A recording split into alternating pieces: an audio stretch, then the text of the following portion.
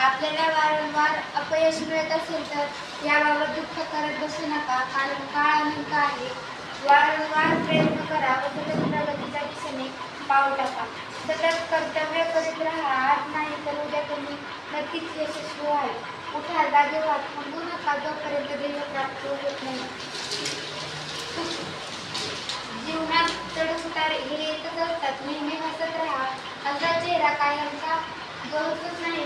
अहंकारापासून तितके सावध राहा जितके एखाद्या पिसाळलेल्या कुत्र्यापासून असतात. प्रत्येक क्षणाचा व संधीचा उपयोग करून घ्या. प्रगतीचा मार्ग फार मोठा आहे आणि काळ वेगाने पुढे जात आहे. म्हणून आपल्याला संपूर्ण आत्मबळाने कामाला लागा. तेव्हाच तुम्ही ध्येय गाठू शकाल. कोणत्याही गोष्टीसाठी स्वतःला दुःखी कष्टी करून घेऊ नका. मनुष्यावर नव्हे तर देवावर विश्वास ठेवा. तोच तुम्हाला योग्य मार्ग दाखवेल आणि सन्मान मार्ग सुचवेल. स्वतःच्या मनाला नेहमी कामात गुंतवून ठेवा. त्याला रिकामे राहू देऊ नका. जीवन गांभीर्याने जगा. तुमच्यासमोर आत्मोन्नतीचे महान कार्य आहे आणि वेळ फार थोडा आहे. बेसावधपणे जर तुम्ही नको त्या गोष्टीत गुंतून राहिलात तर तुम्हाला दुःखी व्हावे लागेल आणि अधिकच वाईट स्थितीत जाऊन पोहोचाल. धैर्य व आशा बाळगल्यास जीवनातील सर्व प्रसंगाशी सामना करण्याची योग्यता तुमच्यात लवकरच येईल. तुम्ही स्वतःच्या बळावर उभे राहा. आवश्यक वाटत असेल तर संपूर्ण जगाला आव्हान द्या. यामुळे तुमचे काहीच नुकसान होणार नाही. थोर व्यक्ती हे सदैव एकाकी वाटचाल करीत आहेत आणि या एकाकी प्रयत्नामुळे ते फार दूरपर्यंत पोहोचले आहेत. एकाकीपणे काढून त्यांनी स्वतःच्या बळावर जगातील महान कार्य संपन्न केले आहे. याकरिता त्यांना केवळ स्वतःच्या अंतरात्म्याची प्रेरणा प्राप्त झाली.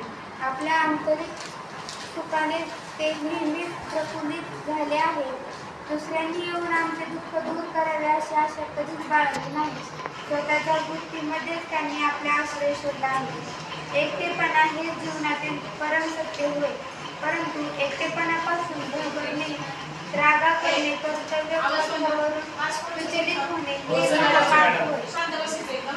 एकटेपणा हे आपल्या स्वतःच्या अंतरंगात लपलेल्या महान शक्तींना विकसित करणारे एक साधन आहे. स्वतःवरच अवलंबून राहिल्याने तुम्ही आपल्या श्रेष्ठ शक्तींना प्रकाशात आणू शकता. क्षणभरासाठी आपण असे मानले की आपल्यालाच एखाद्या नाटकाने तुम्हाला त्रास दिला व तुमचे अंतःकरण दुखावले तर काय तुम्ही या दुःखद गोष्टीचा मोहामोह करीत राहणार? त्या कष्टप्रद प्रिय प्रसंगांना विसरून जा आणि स्वतःच्या मनाला शुभ कर्मामध्ये केंद्रित करा. चिंतेपासून मुक्त होण्याचा सर्वोत्तम उपाय दुःखांना विसरणे हाच आहे. आमचे कोणी ऐकत नाही, दुसऱ्यांना सांगून चुकलो परंतु काहीच परिणाम होत नाही अशा बोलणारे स्वतःकडे बघावे. आत्मनिरीक्षण केल्यास स्वतःच्या निश्चिततेची साक्ष पटेल. भले तुम्ही बोलू नका किंवा कमी बोला, पण कार्यात तल्लीन व्हा. थोड्या दिवसात असे दिसून येईल की लोक न सांगतात तुमच्याकडे आकर्षित होत आहे. म्हणून बोला कमी परंतु सत्कृत्य अधिक करा. कारण बोलण्याचा प्रभाव हा क्षणिक असतो तर सत्कार्याचा प्रभाव कायमचा असतो.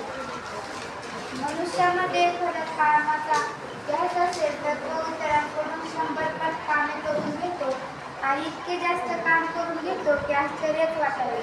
आमच्या कामाला बघून तुम्हाला आश्चर्य वाटेल. इतक्या विराट प्रमाणात सत्य सात्ययुक्त लिहिण्यापासून इतके आश्रम उभारण्यापर्यंतची जी कामे सुरू करण्यात आली त्या पूर्ण प्रणालीला खास ध्यास आहे.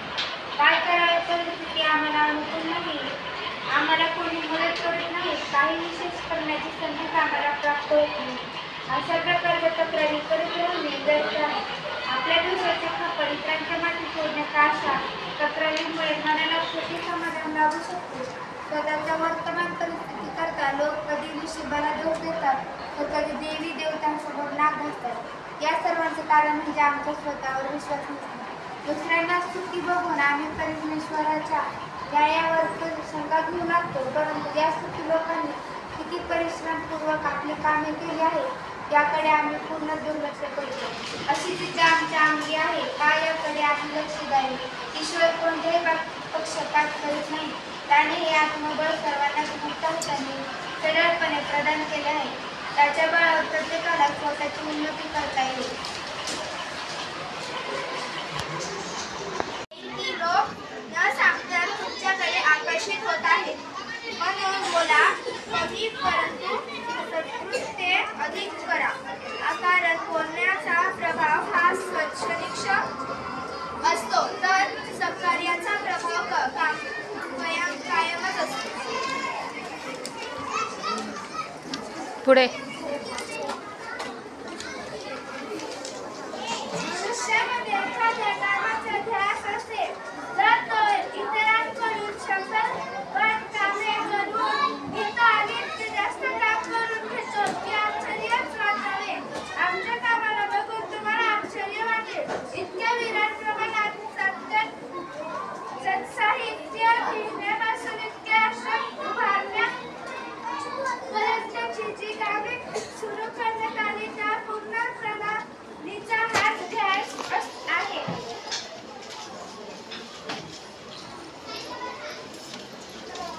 काय करावे. परिस्थिती आम्हाला अनुकूल नाही. आम्हाला कोणी मदत करीत नाही. काही विशेष करण्याची संधीच आम्हाला प्राप्त होत नाही. अशा प्रकारच्या तक्रारी करीत राहणे व्यर्थ आहे. आपल्या दोषांचे खापर इतरांच्या माथी फोडण्याचा अशा तक्रारीमुळे मनाला खोटे समाधान लागू शकते. स्वतःच्या वर्तमान परिस्थितीकरता लोक कधी नशिबाला दोष देतात तर कधी देवी देवतांसमोर नाक घालतात. या सर्वांचे कारण म्हणजे आमचा स्वतःवर विश्वास नसणे. वाच. दुसऱ्यांना सुखी बघून आम्ही परमेश्वराच्या शब्दात लागतो. परंतु या सुखी लोकांनी किती परिश्रमपूर्वक आपली कामे केली आहेत याकडे आम्ही पूर्ण दुर्लक्ष करतो. अशी जाणा व विश्वास करा की तुम्ही जगातील सर्वात महत्त्वाची व्यक्ती आहात. प्यार और सहकार से भरपूरा परिवार ही धरती का स्वर्ग होता है. दोनच उपाय आहेत. अपशब्द कमी करणे आणि परिस्थितीची टाळाटाळ करणे.